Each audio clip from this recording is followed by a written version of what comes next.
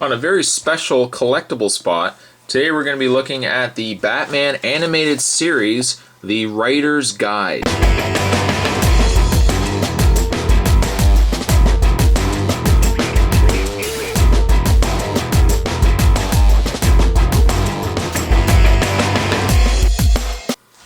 And for anyone who grew up in the 90s, you should know Batman in the Animated Series was probably one of the best Batman cartoons ever made.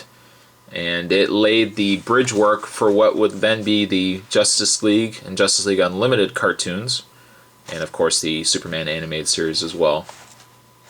But what we're looking at is we're looking at the Batman animated series Writer's Guide. This is pretty much, for the most part, the Bible of the animated series. As you can see, contributing writers: Paul Dini. Most people remember Paul Dini. Final draft, December 8th, 1992. This is a very neat looking book. I'm trying to remember where I picked this up. I believe I picked this up through a dealer at a convention many years ago. But it's neat because what it does is it covers off all about the series. It talks about the characters, the settings. For example, Batgirl, aka Barbara Gordon, and it says voiced by Melissa Gilbert.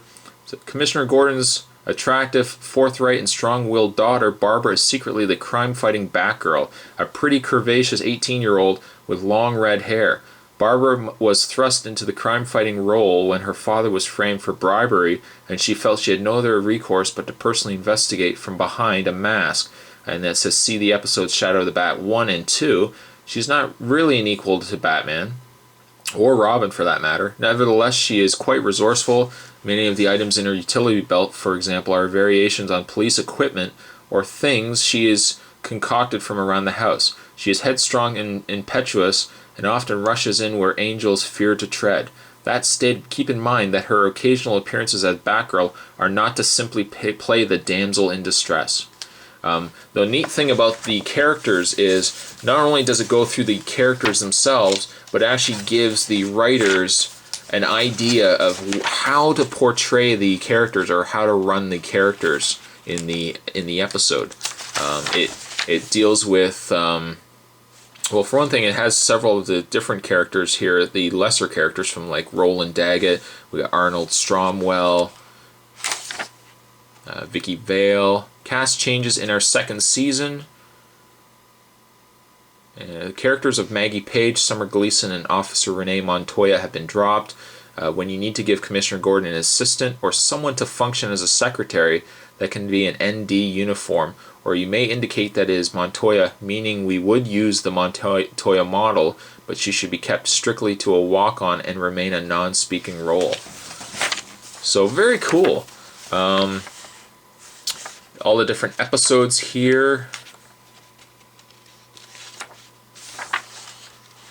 Wayne Manor, we've got the settings, episodes. We have the episodes, and then at the side here we have all the set pieces attached to those episodes. So we've got Bruce Wayne's mansion and Two-Face's lair under Two-Face Part 1 and Part 2. And now we've got the villains. So Killer Croc, voiced by Aaron Kincaid, a former professional wrestler who turned to crime. Killer Croc Morgan is an incredibly strong reptile man, evidently a mutant with a respiratory system that can process water. His alligator-like skin is virtually bulletproof, and he possesses razor-sharp teeth and claws. He's most at home in the sewers of Gotham City, and it is there that he usually makes his lair. That is, when he's not in Stonegate Penitentiary, where the Batman has sent him. Appears in the episodes Almost Got Him, Vendetta, and Sideshow. And all the different villains here: Riddler, John Glover, Red Claw, Scarecrow, Two-Face. So there we go. I won't cover too much more on it. It's a really neat guide to have, and certainly if you're a Batman fan and you can find this, it's worth picking up. It's definitely a nice little read to go through. And if you're like somebody like myself who writes stories and stuff on the side. It gives you just kind of the layout and how they kind of look for their writer's guides, and how they want them laid out. So it gives you some good ideas for that. So I hope you guys enjoyed it. A very different collectible spot. But I figured I'd do something you probably wouldn't normally see. Today we're looking at the Batman Animated Series Writer's Guide. I hope you guys enjoyed it. Stay tuned for many more collectible spots and other spots to come. And I'll see you guys next time.